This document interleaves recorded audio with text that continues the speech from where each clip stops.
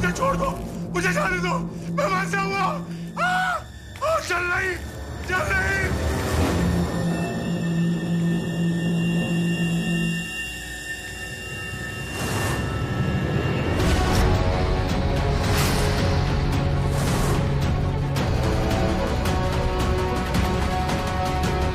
तुम यहां क्या कर रहे हो? वही जो तुम कर रहे हो, ये जानने का प्रयास कि निरंकुश ने कोंडा के बारे में अभी तक कुछ बताया कि नहीं। राधा सुशील, मुझे तुम्हें स्मरण कराना पड़ता है कि पिताजी ने तुम्हें बाहरी सुरक्षा का दायित्व सौंपा था। यह आंतरिक समस्या है, इसका दायित्व मेरा है। फिर मेरे क्षेत्र में इतनी रुचि क्यों? क्योंकि मैं तुम्हारा बड़ा भाई हूं, तुमसे अधिक अनुभवी हूं मैं। और वैसे भी अशोक, मैंने पाया है कि तुम्हारे सुरक्षा प्रबंधों में बहुत चूक है, त्रुटियां हैं। जब मैं यहां तक बिना किसी रुकावट के, बिना किसी की दृष्टि में आए पहुंच सकता हूं, तो कोई और भी तो आ सकता है। उत्तम, अति उत्तम। यही तो विशेषता है तुम्हारी। तुम चोरों की भांति सोचते हो। जो त्रुटियां मुझे नहीं दिखी, वो तुम्हें दिख गई। अति उत्तम। क्या सिद्ध करना चाहते हो तुम? समझ तो गए हो, तुम मुझसे पूछ क्यों रहे हो? बार बार मुझसे अपमानित होना अच्छा लगता है तुम्हें? क्या हो रहा है यहां?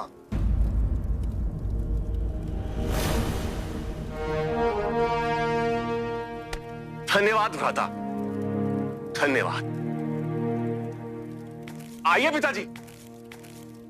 भ्राता सुशील मुझे बता रही थी किस प्रकार यहां पर सुरक्षा प्रबंध में सुधार की आवश्यकता है। बताइए ना भ्राता, किस प्रकार मुझे यहां की सुरक्षा बढ़ानी चाहिए ताकि निरंकुश यहां से निकल ना पाए और कोई भी उसके समक्ष आने का प्रयास ना करे।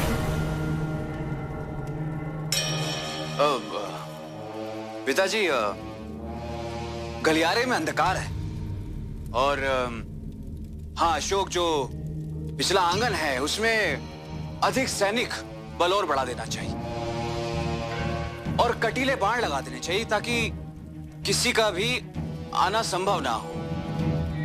बस बाकी तो सब अच्छा ही है।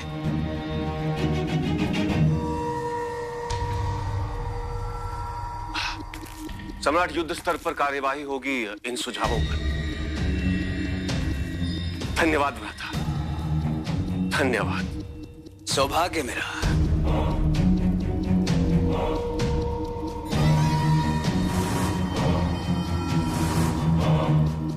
सौभाग्य मेरा।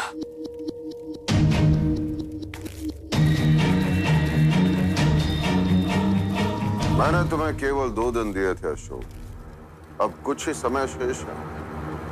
क्या तुम्हें निरंकुश से कुछ ज्ञात हुआ? जी अभी नहीं सम्राट, किंतु शीघ्र ही मैं कोंडा के साथ साथ उसके सभी सहकर्मियों का भांडा फोड़ दूंगा। ये वचन है मेरा।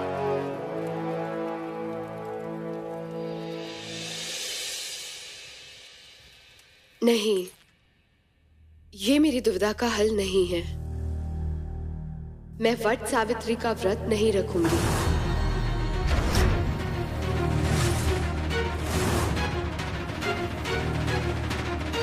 मैं जानती थी तुम ये व्रत नहीं रख पाओगी। किंतु क्यों? वट सावित्री का पूजन वो हर स्त्री रखती है जो अपने पति के दीर्घायु और सुखमय जीवन की कामना रखती है। जैसे सावित्री ने यमराज से अपने पति सत्यवान के प्राण लौटाए थे, अपने पति के प्राणों की रक्षा की थी, वैसे ही जो स्त्री ये व्रत रखती है वो एक संकल्प लेती है, चाहे कुछ भी हो जाए वो ढाल बनकर अपने पति के प्राणों की रक्षा करेगी। इच्छित वर हेतु जितने जप तप व्रत मैंने किए हैं किसी और ने नहीं किए, परंतु सब निष्फल हुए हैं। प्रेम के स्थान पर अपमान मिला है, तिरस्कार मिला है। अब विश्वास उठ गया है मेरा, हार चुकी हूं मैं। सब हार सकते हैं किंतु आप नहीं। आपके मुख से ऐसे शब्द शोभा नहीं देते हैं। विवाह एवं प्रेम में जीवन भर की प्रतिबद्धता होती है।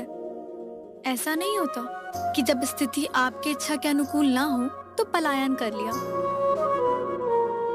दुख आते हैं, कष्ट आते हैं, उनका सामना करना होता है। प्रेम करना बहुत सरल है, पर उसे निरंतर निभाना बहुत कठिन। और स्मरण रखिएगा, जो कठिनाइयों का सामना करते हैं, सफलता उनको ही प्राप्त होती है। आप तो अपने आप से हार रही हैं और दोष व्रत और तप को दे रही हैं। यदि आपको इच्छित वर प्राप्त नहीं हुआ है, इसका अर्थ ये नहीं है कि आपकी तपस्या, आपके व्रत व्यर्थ हो गए। इसका अर्थ ये है कि आपकी तपस्या, आपकी परीक्षा अभी पूर्ण नहीं हुई है। अब निर्णय आपको लेना है।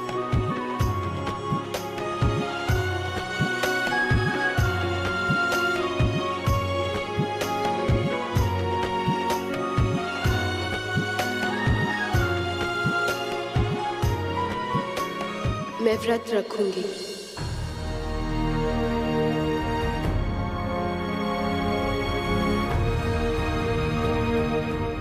और मैं आपका मार्गदर्शन करूंगी। और आपका सहयोग करने के लिए मैं भी व्रत रखूंगी। हो सकता है आपकी भांति इच्छित वर मुझे भी मिल जाए।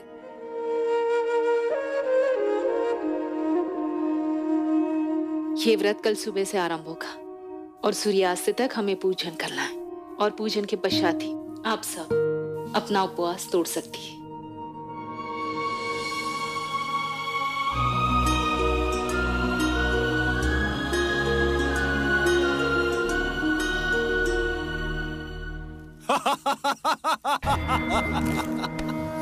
इसे कहते हैं मुंह की खाना।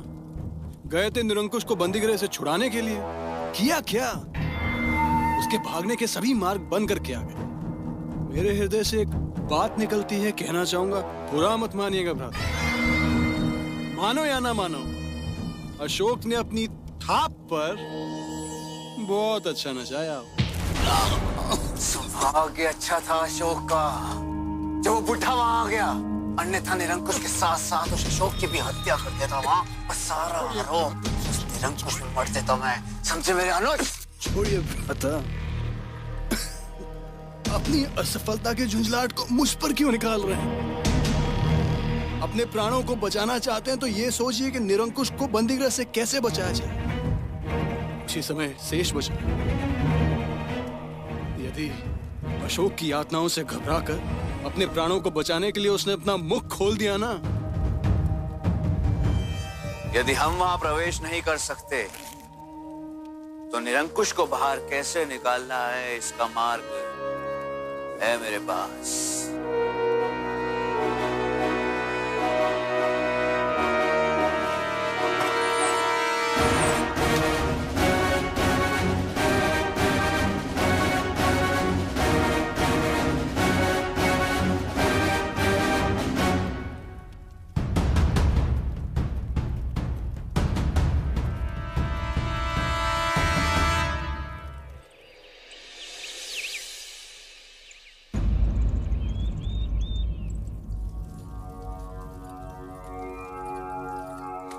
सुरक्षा की दृष्टि से हमें और भी सतर्क रहने की आवश्यकता है। यही उचित होगा कि निरंकुश को किसी दूसरी कोठरी में स्थानांतरित किया जाए और हमें यह कार्य बहुत ही गोपनीय रूप से करना होगा।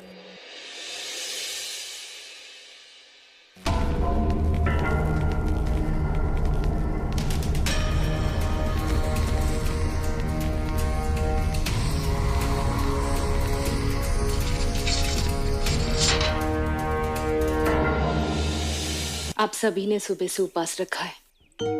अभी हम विधि के अनुसार पूजन करेंगे और पूजन के पश्चात ही आप सब फलाहार कर सकती हैं।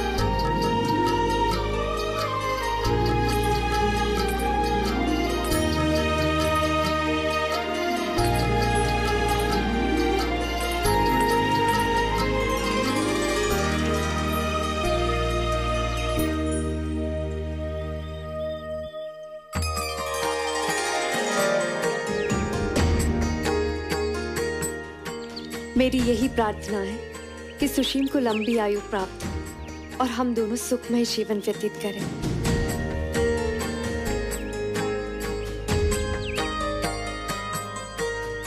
मेरा सुशीम केवल मेरा हो, कोई भी स्त्री उसके समीप भी ना आए, सुशीम पर किसी की भी कुदृष्टि ना पड़े।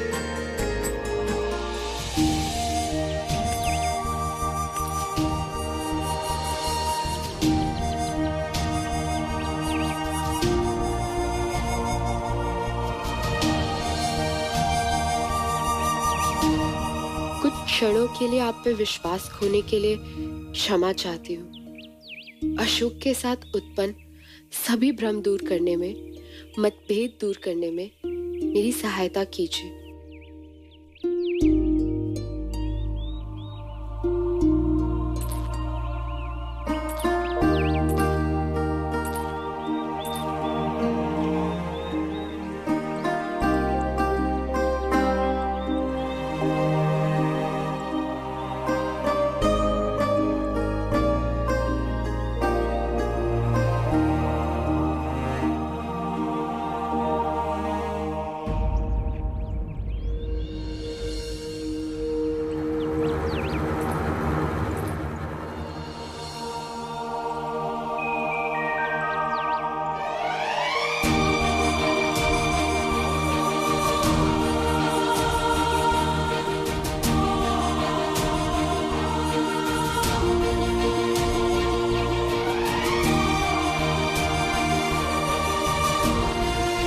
राजकुमारी कौरव की तो देवी दीदी को देखकर बिल्कुल वही कर रही है।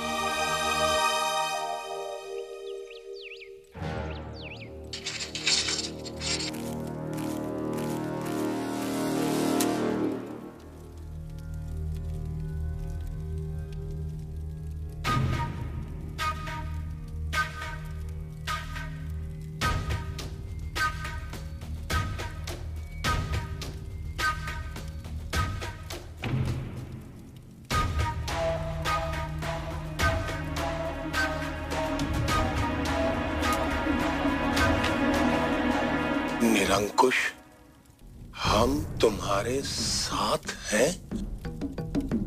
पत्र में लिखे निर्देश का अनुसरण करो। ये तुम्हें कारावास से बाहर निकालने में सहायक होगा और तुम मुझसे मिल पाओगे। घूमना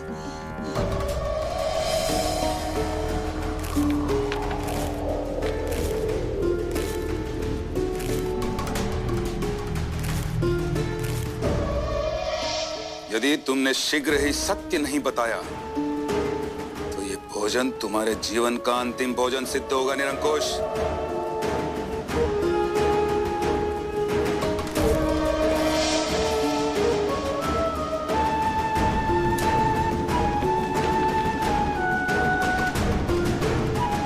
तुम्हारे बिस्तर के पास एक बड़ा पत्थर है, उसे हटाओ।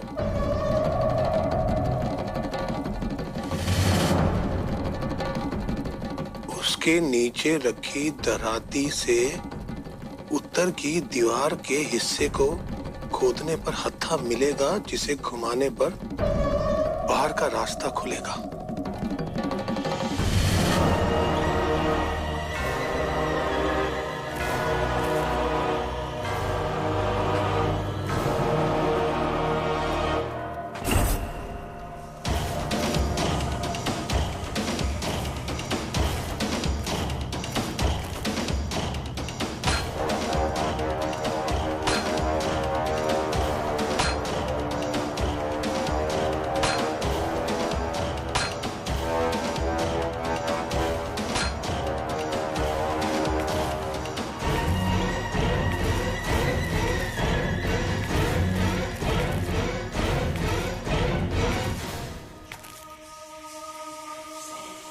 निद्रा की चिंता मत करो निरंकुश।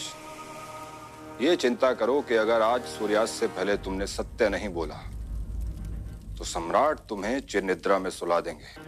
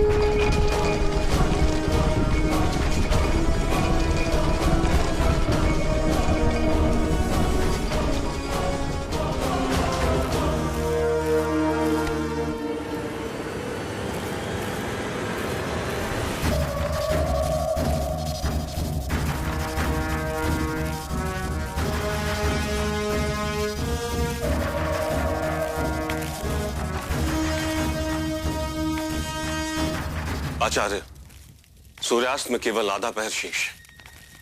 अंतिम बार निरंकुश से पूछ लेते हैं कि वो सत्य बताता है कि नहीं।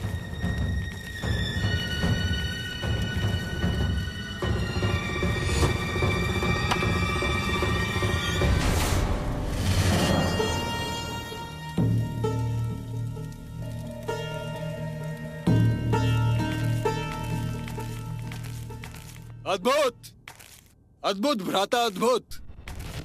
मैं तो व्यर्थ ही आपका उपहास कर रहा था। आपने तो असंभव को संभव कर दिखाया। मैंने क्या कर दिया? मैं कुछ समझा नहीं। निरंकुश वो बंदीगृह से भागने में सफल हो गया है। क्या? किसने भगाया उसे? किसने? अरे आप तो ऐसे चकित हो रहे हैं जैसे उसे मैंने भगाया हो। आप ही तो वो पत्र लिख रहे थे। कौन सा पत्र? अरे वो पत्र यहीं पड़ा है। लेकिन आपने तो कहा था कि आप... अरे मेरी मंशा उसकी हत्या करनी थी, उसे वहां से बाहर निकालना नहीं। यदि आपने उसको नहीं भगाया... अशोक,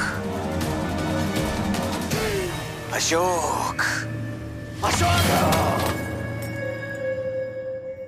छोड़ूंगा नहीं।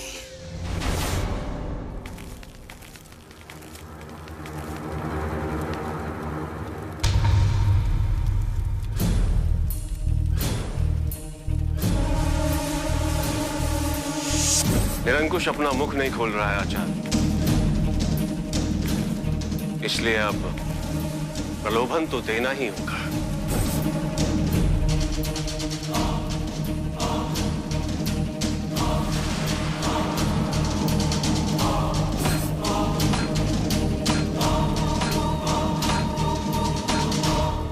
हमारी योजना सफल हुई आचार्य।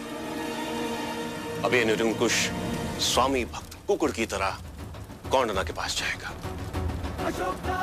मैं इसका पीछा करूंगा।